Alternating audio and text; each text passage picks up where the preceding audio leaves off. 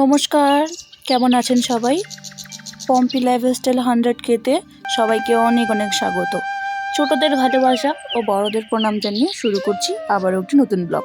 তো শিশির ভিজা দেখো ঘাস এবং চারিদিকে সাদা কুয়াশায় মেঘে ঢাকা মেঘলা মেঘলা একটা ওয়েদার। আর এখন কিন্তু বাজে 6:10। এখনকার দিনে সেই ভোর 5টা নাগাদ খুবই অন্ধকার থাকে, তাই আমার 5টার দিকে উঠে আর তোমাদের সঙ্গে কোনো কিছু শেয়ার করা হয় না, আমারও আর ওঠা হয় না। কালকে আমাদের টুকটুকি ঠিক এই জায়গাটা থেকে হারিয়েছিল। ভাবছি যদি টুকটুকি রাতেরবেলা ফিরে আসে, সারা রাত সেরকম সেই চিন্তায় বেশি ঘুম হয়নি, কিন্তু আর আমাদের টুকটুকি ফিরে এলো না। আর এদিকে হচ্ছে আমি তোমাদের সঙ্গে একটু শেয়ার করে দিচ্ছি, চারিদিকে তো বাগান, আর দেখো সাদা কুয়াশায় কেমন জানি একটা দেখা যাচ্ছে।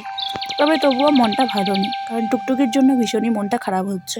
এতক্ষণে হয়তো আমিও টুকটুকি ঘর থেকে বের করতাম। টমির সঙ্গে একটুখানি শেয়ার করে দিচ্ছি। টমি এদিকে চিল্লাচ্ছিল কারণ ও বাইরে যাবে। আর আমার মেয়ে আর ওদিকে ওর পাপা কিন্তু এখনও ওঠেনি, মানে টের পেয়েছে ঠিকই, কিন্তু আমি মেয়েকে আজকে সকালবেলা কিছুতেই উঠতে দেবো না। যতই কান্না করুক, যতই যাই করুক, ওকে আমি আজকে আর উঠাচ্ছি না। কারণ খুবই এদিকে মানে কুয়াশা, তো খুবই ঠান্ডা পড়েছে জানো আমাদের এদিকে, জানি না কোন দিকে কীরকম, প্রচণ্ড লেভেলের ঠান্ডা। আর এদিকে হচ্ছে আমি টমিকে এখন বের করছি। আর আমার মেয়ের কিন্তু সত্যি কথা বলতে এই কয়েকদিনে মানে ভোরবেলা উঠে বাইরে বেরোচ্ছে ওর দাদার সঙ্গে, তো সেই কারণে ওর সর্দি লেগে গেছে। তো আমি আজকের থেকে ঠিক করেছি ওকে যত সকালবেলা ঘর থেকে বের করবোই না, ও যতই কান্নাকাটি করুক যাই করুক।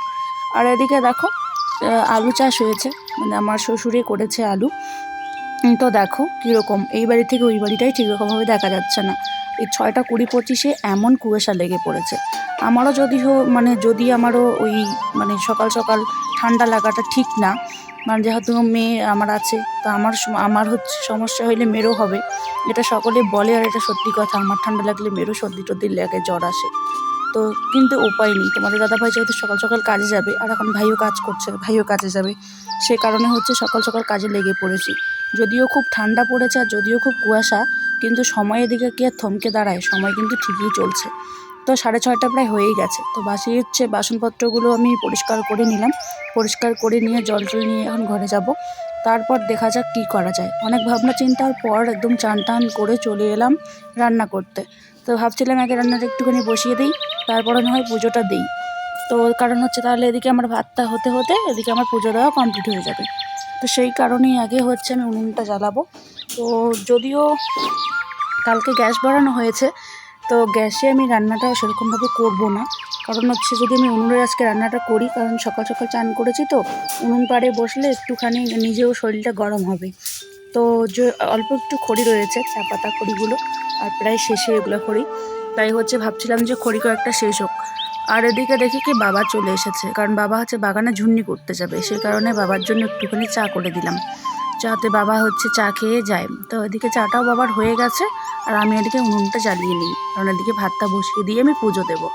আর আমার যখন নতুন নতুন বিয়ে হয়েছে, আমার তো অগ্রণী বিয়ে হয়েছে, তো যখন আমার প্রথম নতুন যখন বিয়ে হয়েছিল, তো বিয়ের পরের দিন থেকেই যতই ঠান্ডা যাই হোক, যেটাই ছিল না কেন, আমি চান করে রান্নাঘরে প্রবেশ করতাম। তার আগে কিন্তু আমি করতাম, মানে আসতামই না রান্নাঘরে, দরজাই খুলতাম না। আর যেহেতু আমার এখানে কেউ নাই, আমারই সব কিছু, আমারই সব যা করবো সব আমারই। তো এদিকে হচ্ছে 7টা কিন্তু পার হয়ে গেছে, 7:15-12 এরকম বাজে হয়তো। তো ভাতটা বসিয়ে দিয়ে আমি ভাবলাম কাপড়টা একটুখানি মেলে দিই। আমার মা সবসময় বলে জানেন তো, যে ভেজা কাপড় কখনো এরকমভাবে রাখতে নেই, মানে ওই চিপে চিপে, বা আমরা কখনো যে এখন মেলে দেবো না একটু পরে দেবো এরকমভাবে রেখে দেই না। তো আমার মা সবসময় বলে যে এরকমভাবে রাখতে নেই, তো জানি না কেন। তারপরে হচ্ছে মেলে দিয়ে ভাবলাম উঠোনটাও ঝাড় দিয়ে নিই, কারণ হচ্ছে মেয়ে উঠলে আমি এই কাজগুলো করতে পারবো না, এই কারণে আগে এই কাজগুলো তাড়াতাড়ি করে নিই।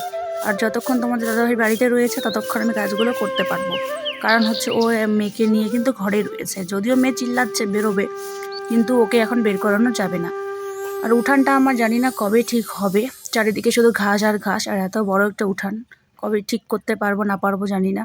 আর আমার এত এত তুলসী গাছ হয়েছে আমাদের উঠানে, মানে একদম অসম্ভব তুলসী গাছ, এগুলো উঠাও যায় না, থাকাটা নাকি ভালো সকলে বলে, তো এই কারণে তুলসী গাছগুলো রয়েছে।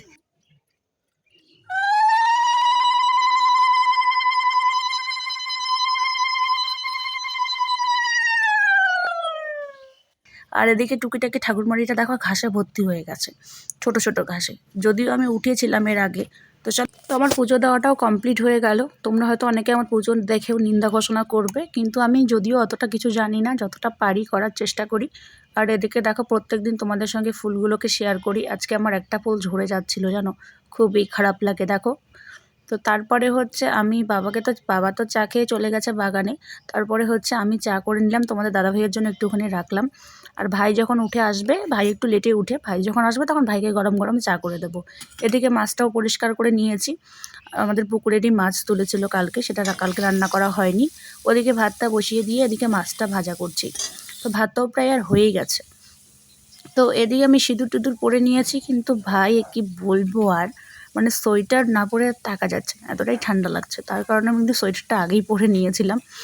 আর অবস্থা দেখো আমার, মানে কি বলবো আর, থরথর করে শুধু কাঁপছি ঠান্ডায় এখন। আর কালকে অনেক কাপড় চোপড়ও শুকায়নি সেরকমভাবে, সেগুলোকেও দিলাম শুকিয়ে। আর এদিকে তোমাদের দাদাভাইয়ের কাজের লোকগুলো চলে এসেছে। আর এটা হচ্ছে ওই বাড়ির আমার একটা শাশুড়ি মা লাগে। তো আমরা এখানে গল্প করছিলাম, আর সবাই কিন্তু কাজে যাচ্ছে, আমার ভাসুর, দেওর, আমার বর, আবার অনেক কাজের লোক এসেছে, ওরা কাজে যাচ্ছে। তো ওরা কাজে চলে গেল, ওইদিকে আসলো কি মাছওয়ালা। তো ওদের ওখান থেকে আমি আবার এই বাটা মাছগুলো নিলাম 60 টাকা দিয়ে। তো 1 পোয়া রয়েছে, তো সেটাই এখন সরিষা মাছ মানে সরিষা দিয়ে মাছটা বানাবো, কারণ আমার শ্বশুরমশাই সরিষা দিয়ে মাছ খেতে খুবই পছন্দ করে, খুবই ভালোবাসে। তো সেই কারণে হচ্ছে আগে লঙ্কাগুলোকে কেটে কেটে নেব, কারণ ওগুলো শিলনোড়ায় বাটা করব। তারপরে পেঁয়াজগুলো টুকরো টুকরো করে কাটবো, আর সরিষা তারপরে জিরে সেগুলোকেও বেটে নেব। আর আমি মিক্সারটা এখন আর চালাবো না, কারণ হচ্ছে মেয়ে ঘরে ঘুমিয়েছে, যদি আমি মিক্সারটা চালাই ও উঠে যাবে। তো সেই কারণেই হচ্ছে সব কটা টুকরো টুকরো করে কেটে নিয়ে তারপরে হচ্ছে শিলনোড়ায় বেটে নেব। চলো আজকে তোমাদের সঙ্গে একটু একটু কথা শেয়ার করি একটা। অনেকে বলে না বাড়ির বউরা রানী মহারানী, তো রানীকে কি আদৌ বাড়ির রানীগুলোকে কি রাজত্ব দেওয়া হয়? সত্যি সত্যি বলো তো আমাকে কমেন্ট করে।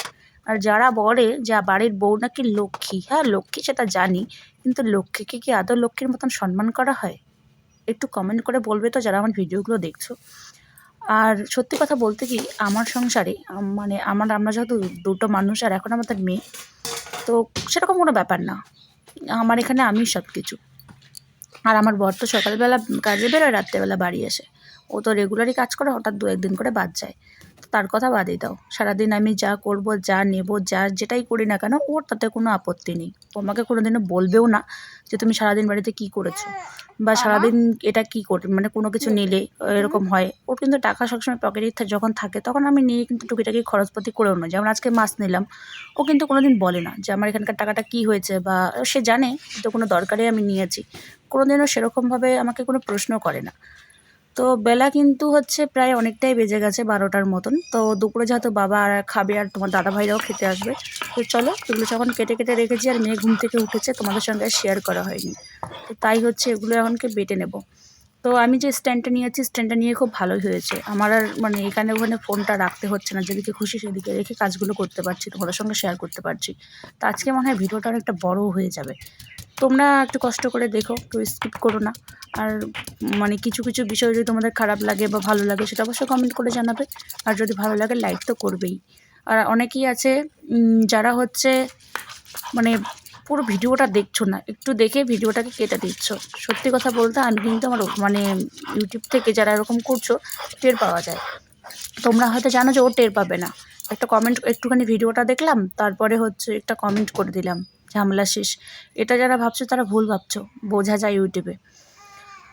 তো এদিকে দেখো মেয়ে ঘুম থেকে উঠে গেছে, এবার মেয়েকে নিয়ে চলে এসেছি রান্নাঘরে। রান্নাঘরে এসে আমি মাছ ভাজি করব, আর মাছের ঝোলটা বানাবো সরিষা দিয়ে, মানে একটুখানি মাখা মাখা করব। তো এখন হচ্ছে চলো মাছটা এক হাত দিয়ে মেখে নিয়েছি, এক হাত দিয়ে মাছটাকে একটুখানি হলুদ আর লবণ দিয়ে মেখে নিই, তারপরে ভাজা করব। ভাজা করে যে বাটাগুলো আছে, বাটা মশলাগুলো যাবতীয় যে বেটে রেখেছি, সেগুলো দিয়ে একটুখানি মাখা মাখা করব। তো আমার খুব ইচ্ছে করে, আর আমি যদি সব কিছু মুখের সামনে পাই এরকমভাবে, আমার খুবই ভালো লাগে রান্না করতে, বিভিন্ন ধরনের আইটেম রান্না করে খাওয়াতে। রান্না করতে আমার কোনো সমস্যা হয় না, বা কোনো আমি দ্বিধাবোধ করি না। রান্না করতে আমি খুবই ভালোবাসি।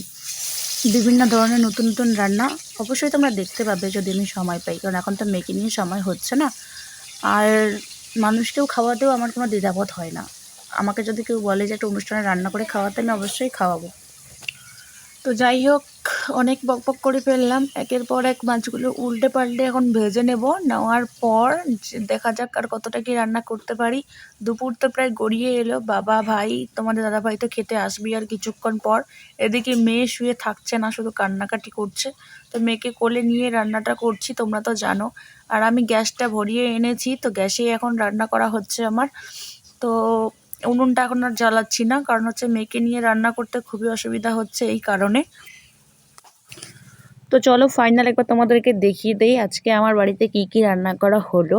সকালবেলা মাছ ভাজি আর ঘন্টটা হয়েছে, আর এখন শুধু ভাত রান্না করলাম। আর সঙ্গে করলাম হচ্ছে দুপুর আর কি, দুপুরে সরিষা দিয়ে বাটা মাছের যে মাখাটা করেছি, একটুখানি ঝোল ঝোল। আর কয়েকটা মাছ ভাজা রেখেছি যাতে রাত্রেবেলা বাবারা খেতে পারে। আর রাত্রেবেলা দেখা যাক কোনো কিছু রান্না করলে করব, আর না হলে শুধু বাবার জন্য সেদ্ধ ভাত বানাবো, ব্যাস এইটুকুনি। তো রান্নাঘরের কাজ আমার পুরোপুরি শেষ। তো ওরাও দুপুরের খাওয়াটা 2:30 নাগাদ এসে খাওয়া দাওয়া করে গেল। এবার আমার খাওয়ার পালা। আমি সকাল থেকে এখনো পর্যন্ত ভাত খাইনি, এখন খাবো। তো এইখানে খাবো না, কারণ যেহেতু মেয়ে ঘুমিয়েছে, আমাকে ওই ঘরে নিয়ে যেতে হবে, ওই ঘরের টেবিলে খেতে হবে। তো একবারে ভাত শাকসবজি যা আছে নিয়ে চলে যাচ্ছি এখন ওই ঘরে, শোয়ার ঘরে নিয়ে গিয়ে ওখানে মেয়েকেও পাহারা দেবো, ওখানে খাবো, তাহলে উঠলে পরে ওদিকে কোলে নিতে পারবো। আর এখনও কিন্তু আমার মেয়ে ঘুমোচ্ছে, ওঠেনি। দাঁড়াও এবার তোমাদেরকে দেখিয়ে দেই। ফাইনালি আমার মেয়ে উঠেও গেছে, আমার খাওয়াও হয়ে গেছে। এখন আমি মেয়ের সঙ্গে একটুখানি সময় কাটাবো। অনেক ব্লগ করলাম, অনেক ফোন ঘাটলাম। তো যাই হোক বন্ধুরা, আমার মেয়ের স্মাইলটা একবার দেখে নাও। আর আজকের মতন ভিডিওটা এখানে শেষ করছি। ভিডিওটা কেমন হয়েছে অবশ্যই কিন্তু কমেন্ট করে জানাবে। আর আমার ভিডিও যদি আদৌ তোমাদের ভালো লেগে থাকে, লাইক, কমেন্ট, শেয়ার এবং সাবস্ক্রাইব করে আমার পাশে থাকবে। চলো বন্ধুরা, দেখা হচ্ছে নতুন কোনো ব্লগে, নতুন কোনো ভিডিওতে। ততক্ষণ না সবাই ভালো থেকো, সুস্থ থেকো আর আমার পাশে থেকো।